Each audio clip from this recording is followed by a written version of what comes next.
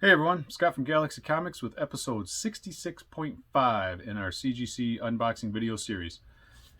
This video is obviously a follow-up to episode 66, which was a bunch of, or some of the X-Men run that I sent in. You remember the big old collection we had that had the full run of X-Men, and I sent in like the 1 through 15 and a couple other keys, the 94 and the giant size to be graded. The big books came back last video, and I've just been waiting not patiently for this box, which should have the rest of those X-Men and some other stuff from that collection that wasn't as expensive, and probably some other books too for customers. But I'm going to get into this box. Oh, there's also a little box, which I honestly have no idea what that is. Probably an in-house signing or something. We'll worry about that one next. I just want to get into these X-Men. We've been waiting a long time to finish off this run so that I can get some of these things listed and out for sale there. Okay. So probably what, the 2, 3, and 4 was the last video. So I think we start with 6. Looks like we start with 6. Okay, so that's interesting. I don't know, maybe somebody else knows, I don't know how CGC determines whether or not they're going to give you a green label. I've got a green label on a book that I sold, Miss Marvel #1. It was like a 9 or 9.4 or something. It was a really high grade, but the bottom staple was, the cover was separated at the bottom staple, which is a really common defect for that book, so I came back qualified. If you go on GPA and look up that Miss Marvel #1 from the 70s, like every high grade book has a green label, has a qualified price also. 9.8 qualified, 9.6 qualified, because tons of those books were had the staple popped. But then I sent in a Batman from the last box and was missing the centerfold and came back 0.5, incomplete. So we got this one. X-Men #6, 4.0 qualified. So it's a 4.0, except page 12 and 16 are missing. So, there's a page missing, but they gave it a very good qualified label instead of a 0.5 incomplete label. I don't know which one I would rather have. Had I known that, had I gone through and actually really looked at these books instead of just blindly sending them in, I probably would not have sent that in, but I did. And for some reason it comes back green instead of blue, 0.5 incomplete. So, I don't know. Here's #7, X-Men #7, second appearance of the Blob. 3.5, a nice, very good minus. Decent, solid book. It's got some creasing on the back and kind of little rips on there.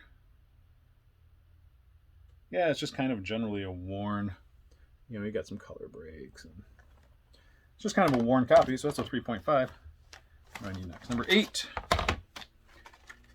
First Eunice the Untouchable. 3.5, PG minus. It's got a little bit of rust on the one staple. It's got some tears up there. Some rust on both the staples. Some staining on the back. A little bit of staining, but a 3.5.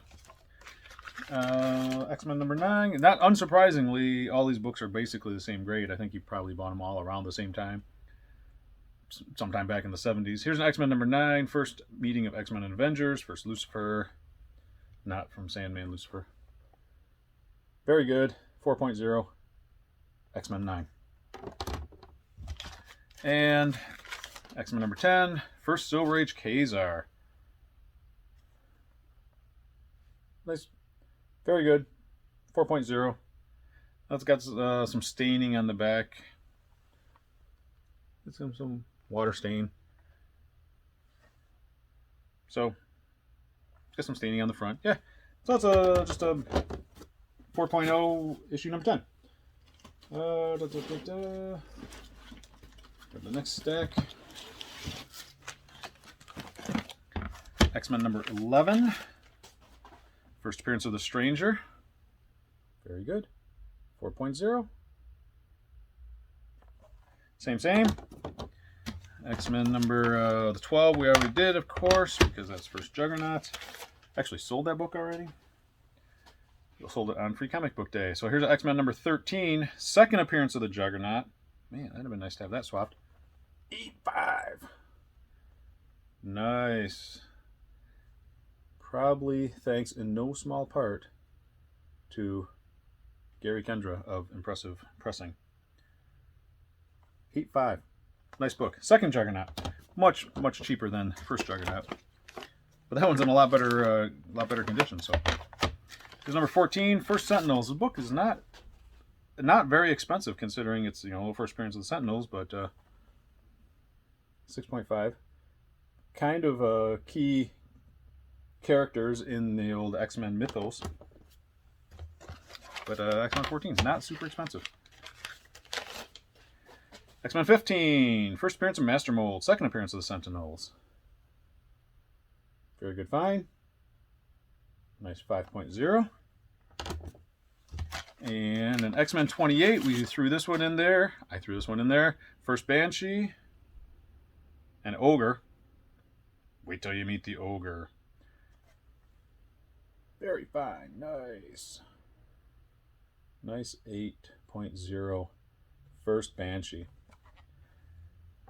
So that's cool too. And yeah, nice book. I know there's a couple other X-Men in here because there's a couple of keys here and there. Here's number 35. First Changeling, but it's the Spider-Man crossover. 5.5. It's okay. So it would be what, fine minus. And X-Men 49, First Polaris. This weird cover. I always thought this cover was really weird. But it's a First Polaris and Mesmero, Origin of the Beast. Nice find, very fine. 7.0.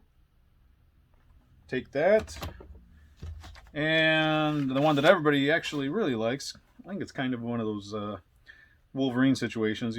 First 49, first appearance, but everybody loves this book a lot more. Second Polaris, X-Men 50. 8.5, very fine plus. Nice copy from 1968. Lots of green and yellow. But I think people like that book more. She's on the cover. She's probably in the whole story instead of just a cameo. Yada, yada, yada. What else we got in here? Looks like we got some doors.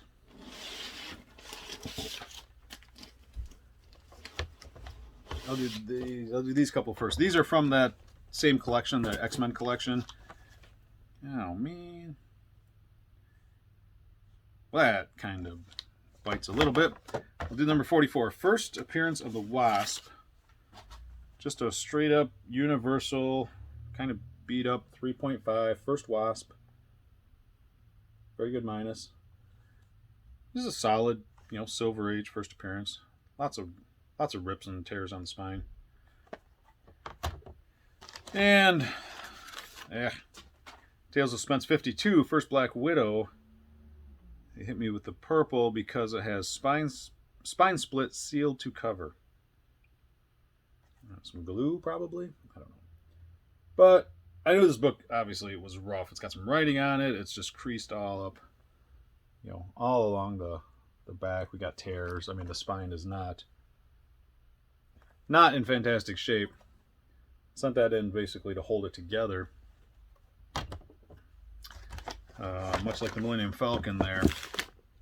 Just got to hold together. All right. First Black Widow. Now we got these Thor. I don't know who sent these in. I don't think these were out of this collection. I wouldn't have sent these in, but somebody sent these in. So we got a first appearance of High Evolutionary, First Man Beast, Thor 134. Fine. 6. And a Thor. A rough. First Fire Lord. 1. You don't see a lot of 1s.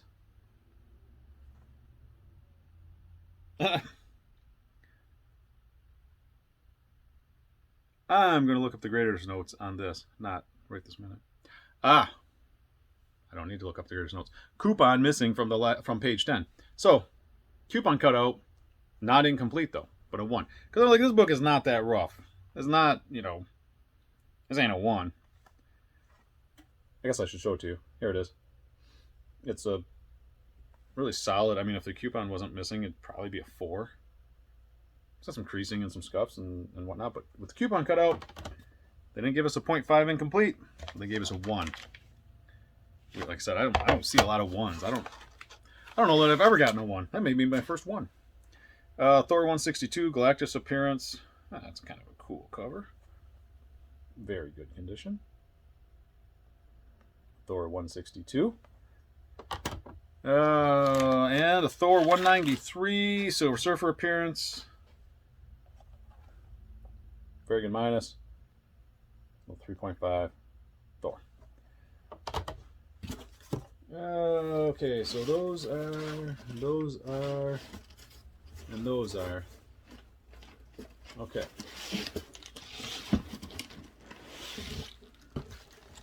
All right.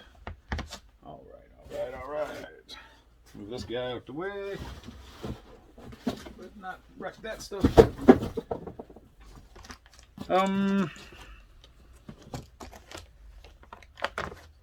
We'll do the Batman first. So these are the rest of the Golden Age Batman Catwoman appearances. And I'll have to compare these to the books that I already own. So here's Batman 39, 3.0. So good, very good. May or may not be better than the copy that I already have. That was pretty rough though. A little splotch on the back. But on the other hand, it's Batman 39. Very early Catwoman appearance. Not as early as this one though. Batman 22, 4.0. Alfred solo stories begin, but Catwoman and Cavalier appearance. Batman 22, 4.0. I have a couple copies of this, and I know one of them is a 5.5. I don't remember what the other one is. It might be even a little higher. So this is not an upgrade, so that one will just be getting sold. And Batman 84, Catwoman appearance, cool cover. Not bad shape. Not bad. It's a 5. Good, very good. Yeah, they look so much different. This is, the stuff from the 50s. I don't know. The books just look different than the stuff from the 40s. So that's cool. And, oof. This one I sent because it's a really expensive book, but it's got water stains and stuff. Anyway, Batman 251, the classic Neil Adams Joker, the city and all that. Very, very popular book from 1973 with a crap load of water stain on the back. You can see, I'm sure I don't know how you can miss it, but still a good, very good. An expensive book, but an affordable copy. And these two I'm going to hold on to for a minute. It's a Superman girlfriend. Oh no, Newton rings. Superman's girlfriend, Lois Lane, number 70. First Silver Age Catwoman. 6.5. This one's not well, technically, it's not part of my PC, my personal collection. I have like 3 copies of this already, ranging in grades from probably a 3 or 4 up to a little nicer than that. But I don't know if they are better than this one, so I'm going to hold on to this one until I send mine in for grading and take the highest copy. And here's a Superman girlfriend, Lois Lane, number 71, which is second Silver Age Catwoman. A nice little copy of that, 7. This one I do not have multiples of. I think I have 1. I know I have 1. I don't know that I have 2. But that's a nice copy. Nice 7.0. But I like that number 70, although I think one of the ones I have is nicer than a 6.5. It's probably, hopefully, in more in like the 8 range. So that's that for that box. Knocks out those X-Men. Knocks out the rest of the Golden Age Batman. First Catwoman. First Silver Catwoman. And let's see what's in this box of something.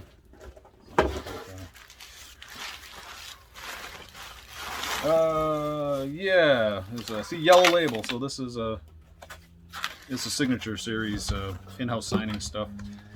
Chris Claremont. Chris Claremont. I know who these are for.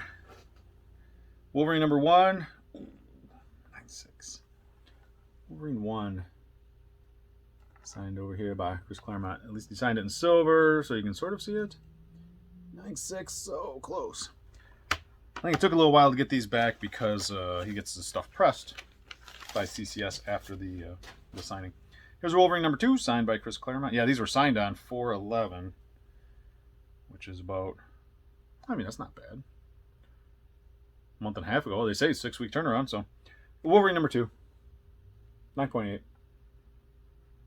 Signed by Claremont. Sienkiewicz back cover. I am not a fan. I have never been a fan of Bill Sienkiewicz. But that's cool. 9.8. I don't know. I just don't like it.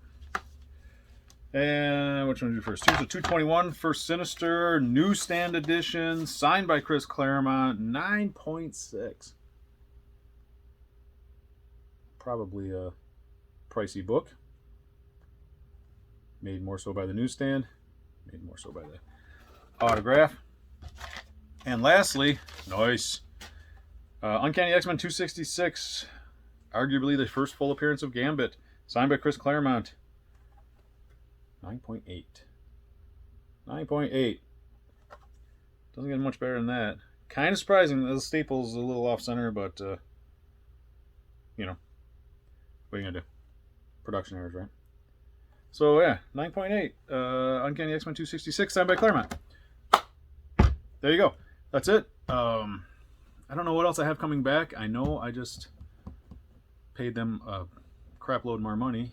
They hit me for, I don't know, $1,800, and then they just hit me today for $1,100. So whatever $3,000 worth of grading fees is, that's what we have coming back. So in very short order, we will have some more videos. Lord knows what's on them. We'll find out together. And anyway, so that's all for now. And as always, thanks for watching.